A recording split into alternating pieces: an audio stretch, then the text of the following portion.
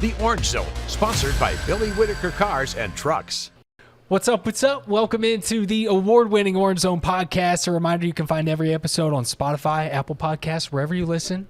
We're open. We're an open book. We're always open. Definitely. Any way you want to listen, that's fine with us. No judgment here. You can also find every episode on our Orange Zone YouTube page if you are watching. What's up from the Skycam? How we doing, folks? New episodes released weekly, unless you have an emergency pod like we did the other day with the Benny Williams news. So we invite you to like, comment, subscribe. It means a lot for you guys to be on this journey with us, and all you watching, you listening, commenting, it all means the world, and it just helps give us a bigger platform to do what we love, which is talk about Syracuse, talk about, of course, these hoops teams right now. And Lawrence Moten's here, SU's all-time leading scorer. We have Samantha Croston. We have Rachel Culver on the producer mic. I'm Tommy Sladek.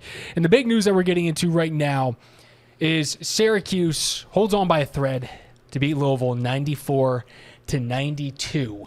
I think everyone, including you guys, after that game went, whew, phew. Yes. You needed to breathe for a minute. Yeah. Because in a way it did feel like, are they going to win this game? Are they not going to win this game? Tons of lead changes. But right off the top, I just have to say, Chris Bell, tougher than a $2 steak, man. You were thinking about that line all night. I just had to say it.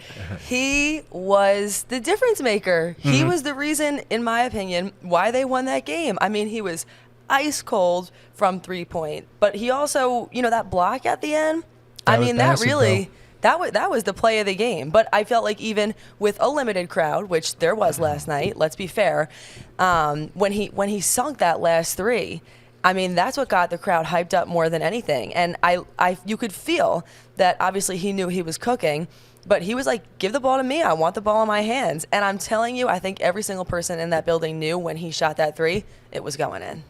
Moten, what'd you think of the whole thing? First of all, good win. We'll take it. It was a very, very close game all throughout. Louisville really came to play. And it started off, when they jumped out on us, and it was 9-2. And one of the things I noticed that I really give Adrian credit for is he went zone. Mm-hmm. The man-to-man defense was not there. Guys were getting pick and rolls. They were just making it look too easy on offense, Louisville, that is. But when he went to zone, it kind of made them stagnant, and they were kind of guessing where to be at certain times. So kudos to Adrian on that coaching style at that point, because in times you have to be able to adjust. Like Sam said, Bell played the lights out. Shot the ball very, very well. Was aggressive all too. There was times that he drove and had some couple of pull-ups. I remember a reverse layup, and he can do that. Mm-hmm. He's not just a three-point shooter. I've talked to him about that. Don't live on that line. Be able to drive and create, because he's 6'7". He's athletic. Yes, he's athletic. So, Mm-hmm. Use that. And to Justin also, I can say that I watched this guy. He hasn't been hitting his shots, but he's 6'6", 215, 220. Drive the ball, Justin. Drive the ball. But overall, we'll take it. We needed it after these last two losses to Boston College and Wake Forest, and it's good to get back on the winning track. Definitely go back to get on the winning track. Big time. And it's funny looking back at it, right? Because Bell was, Autry benched him for a good 5-6 minutes in that second half. Yes. And I believe Judah was a part of that as well. And it was exactly what he had been talking about about the effort, talking about the energy. Right. And clearly what he was seeing from them, he wasn't liking it. Because let's be honest, they're both have had, at times, if anyone's been watching these games, have been slow to get back on defense. You could see the coaches wanting to pull their hair out at it. Yeah. And whatever message that sent, it worked on Bell, because that block that Sam mentioned in the final minute, that for his 30 points, for his career high, for his 8 threes, that block came with so much aggression. Yes. And when he finished up, you know what he did? He looked right down at Coach. Yeah. And he was shaking his head, and it flashed to Autry. So shout out the ACC Network for really good camera work, but they flashed Autry, and he was like this. Yeah. But you could feel that connection. I got chills a little bit, because you could feel that those conversations I'm sure that they've been having all season really came to fruition in that moment, and he stepped up, man. And I think we all got to say this now.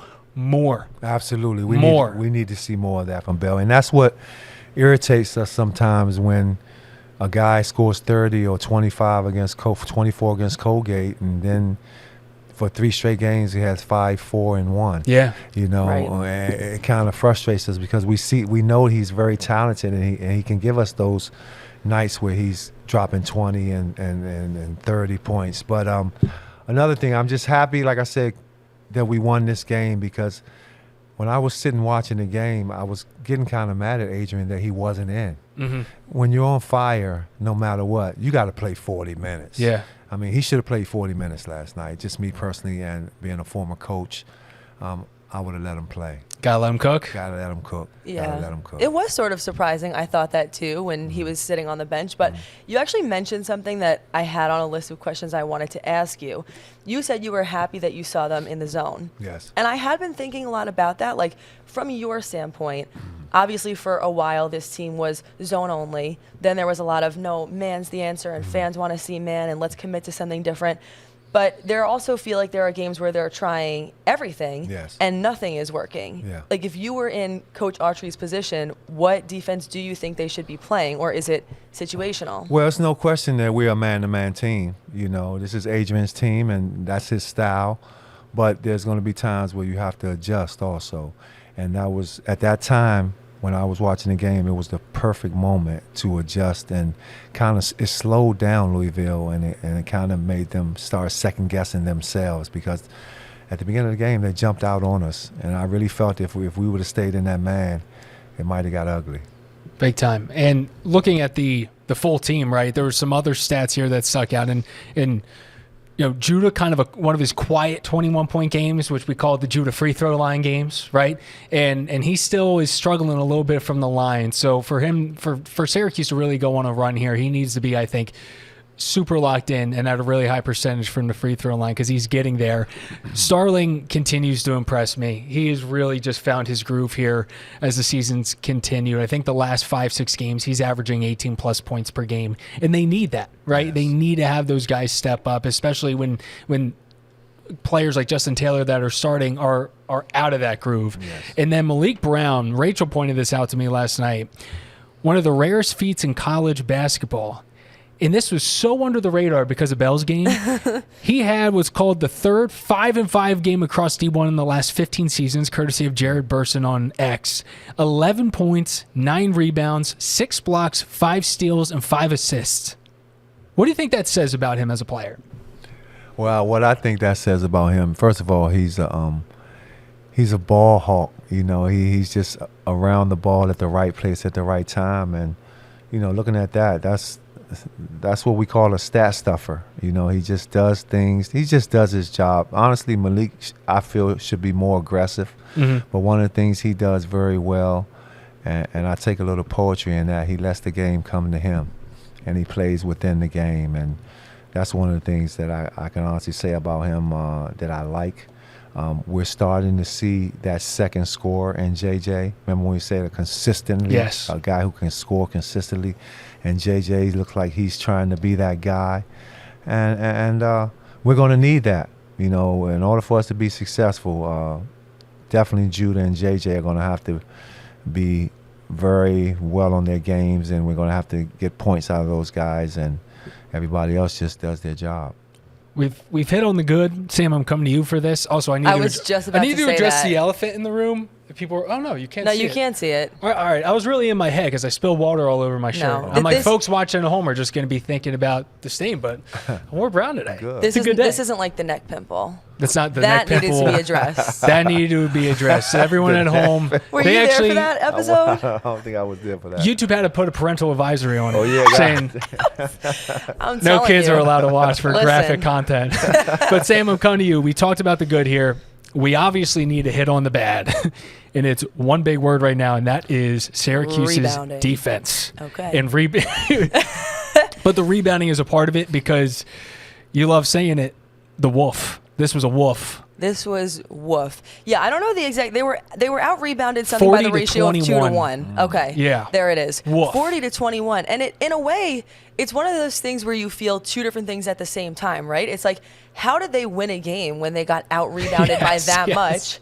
Nice. Okay. A win is a win, right?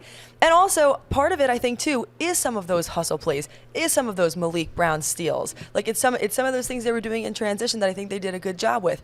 But the defense, I mean, really on both sides. Like, there were times last night, just from even the shooting standpoint, like legitimately being on the sidelines and using my camera, I'm like, well, I better not stop this recording now because I know that something else is about to happen right now. Very back and forth game. And again, like, the offense, I felt, looked better than it had in the past few games. For sure. But the defense, you know, like, I feel like a lot of defense in basketball, but really just in any sport, is hard. Like, it's effort, it's hustle. Absolutely. And I'm not seeing as much of that as I need to or want to see. Poetry, how do we fix this, man? I agree with Sam wholeheartedly. Effort is very important when you want to play defense, and also understanding your role within the defensive principles is very important. You know, you can't have 4 guys playing defense and 1 guy break down. Mm-hmm. You know, that's all it takes, right? That's all it takes. Everybody has to be on the same page, and once they figure that out, you know, it'll help us, and we'll be more successful. But rebounding the ball is going to be key for us going further with these next couple of games, and just that inside presence is going to be missed. You know, losing Benny is definitely going to be missed. Just having a big 6'9", 220 body. You know, I was looking at the team last night, you know, and just not seeing him there, we look small. Yes. You know, we look small. And let's not forget about McLeod, another 7-footer who hasn't been playing in a couple of weeks. So yeah, closer to 8 feet. Yeah. We're just going to have to give it our all and, you know, put more effort into it, like Sam says, because at the end of the day, you can miss all the shots in the world, but that has nothing to do with your defense. And I've always been in someone said it years ago, years and years ago at like a basketball camp. And I remember it was an AU team, and we were on the smaller side, and practice was all about conditioning, because he said, he's like, you guys are not big, right? But he's like, what's the way that we're going to be able to beat these bigger kids? He's like, we're going to be quick, and we're going to run them up and down the floor. And that to me is kind of what we're seeing, right? I mean, last night I joked that it was like the pacer test for middle school. Doing the beat, it was back and forth, and they were able to, end of the day, outpace them by 1 lap, aka 2 points. But the issue is every time it seems like they're scoring, it's the quickest basket at the other end. And that's what these other coaches must be doing. So with Benny gone, and let's transition into it. He was obviously missed on that sense, especially against these bigger teams. You look ahead to Clemson, PJ Hall, they have big dudes down there that are going to be an issue for them. From what you saw last night, whether it was Peter Carey's time in the game, you know, Copeland, even though he's more kind of, when he's out there, seems to be running the point, he's still a bigger body. I mean, do we have a solution in your mind that you think is going to be the best recipe, or do you think it's going to be a mix for keeping up with these bigger teams? Yeah, well, each game is different, and you have to adjust to how the game goes. And like I said, back to Adrian, I thought he did a great job of going the zone during that particular time. But Clemson is a very big team. I've checked them out for a couple of games, and they have nice size, and they have good inside presence. And then they also have a guy that played here that's coming back to try to stick that. He sounds familiar. Yeah, Gerard, you know, and he's been playing pretty well. And I thought about it also, you know, when I looked at him, you know, at Clemson, and then he coming back here. You know, I know he's going to try to stick it to us, which is fine. That's what's supposed to be done. But I looked at it and I was like, should he have stayed with us? And I, because as far as just being that true sniper, guy that can truly consistently hit that 3 ball, we haven't had that. Even though Bell had a good game last night, consistently we haven't had that guy to truly knock it down night in and night out.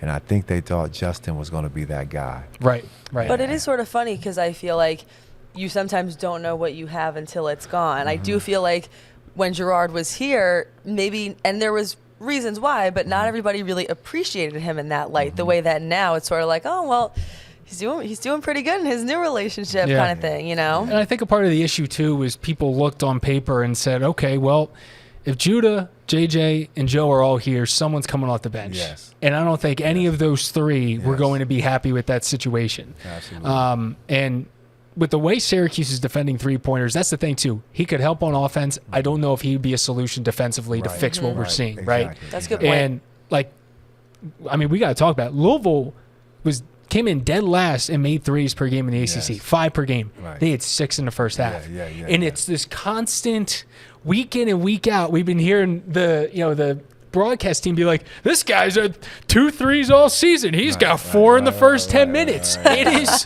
keeps happening. And that to me is not okay. It's this guy's big night. It's Syracuse's defense not picking up the slack and closing out on those shooters. Yes, definitely. I totally agree with that. And a part of it is also you can't let teams and players get hot.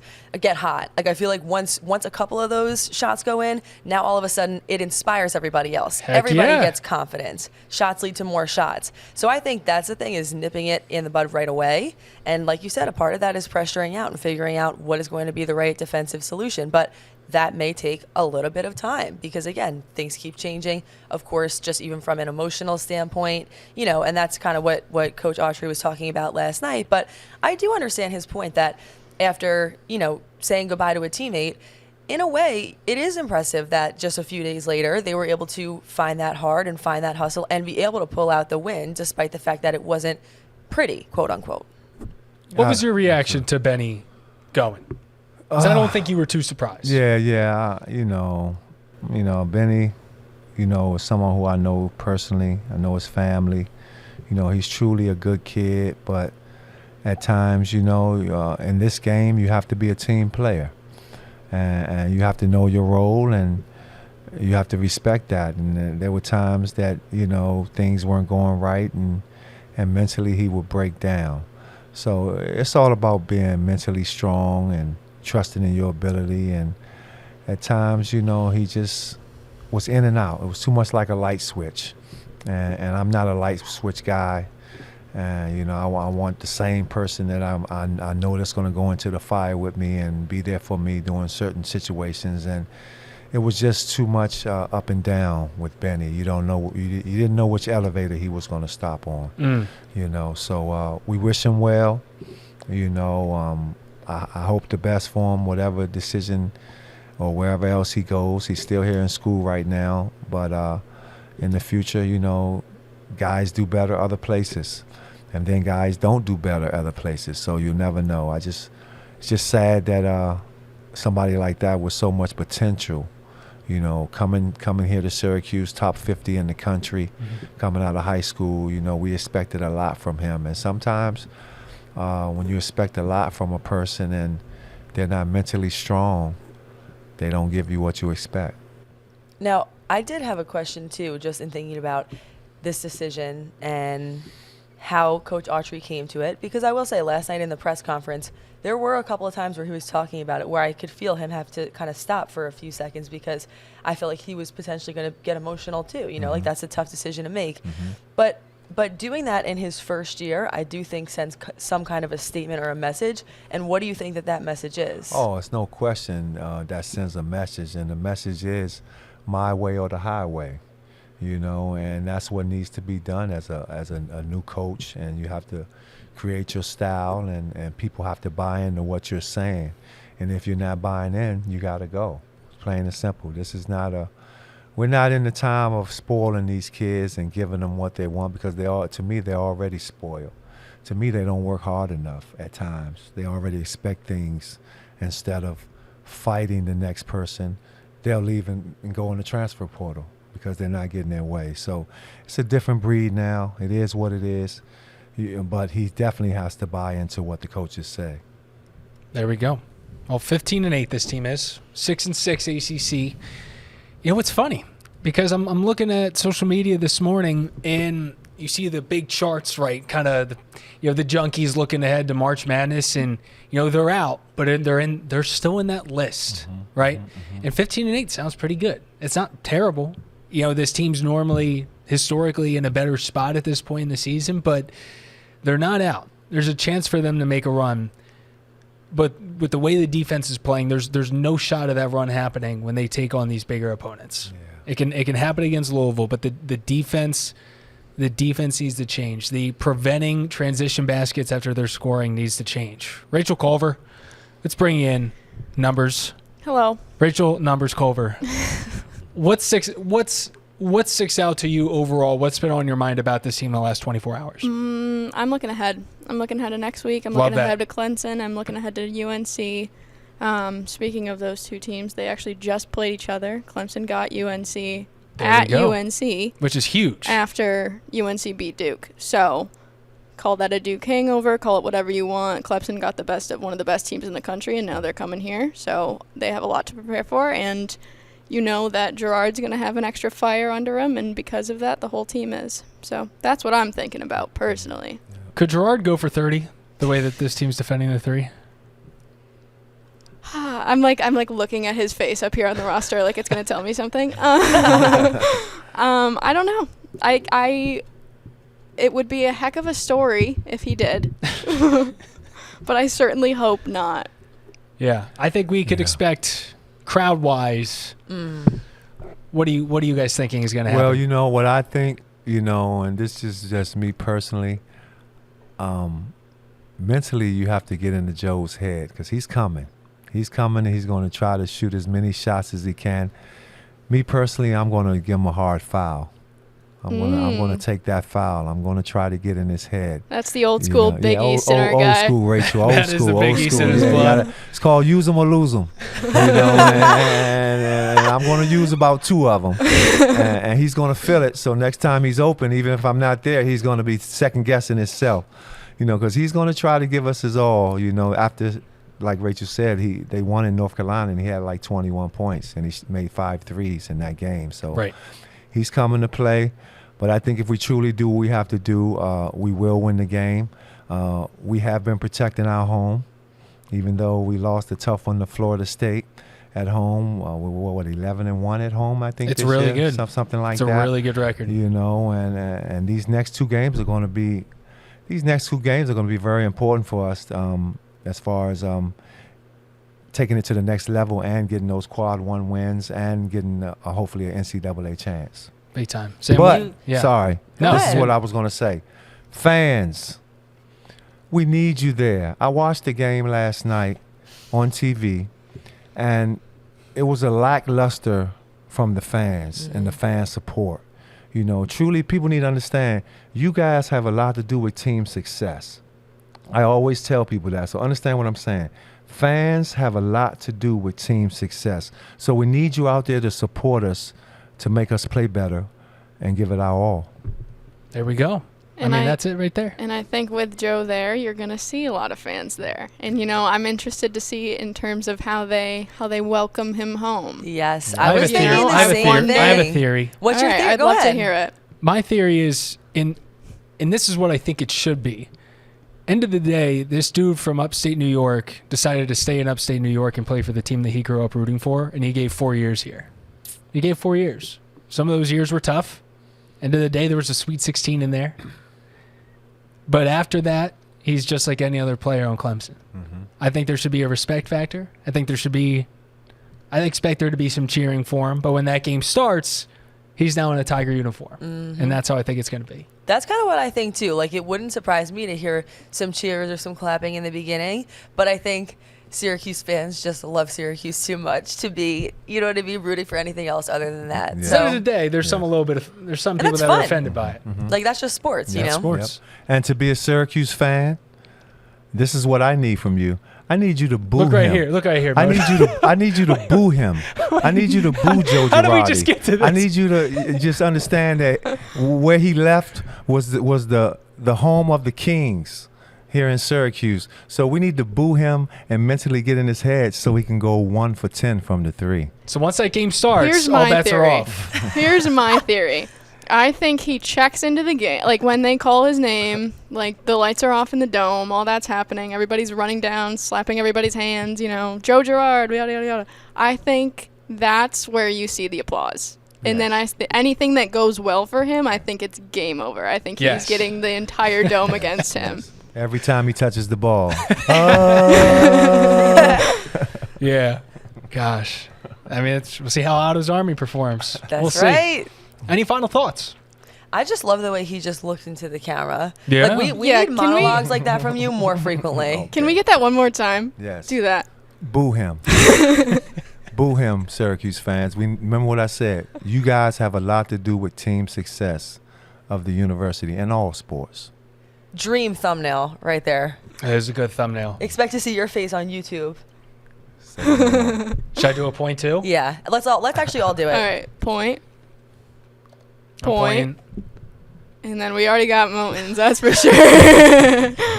Okay. All right. That's our show. Thanks for listening. Thanks for watching. We'll be back next week and probably back next Wednesday. I think North Carolina's Tuesday. So we should be back to our regular Wednesday show. And we'll have 2 games to talk about, which will be exciting. So, all right. Thanks. Tommy Sladek, Samantha Croston, Lawrence Moten, Rachel Culver. We're out of here. Peace.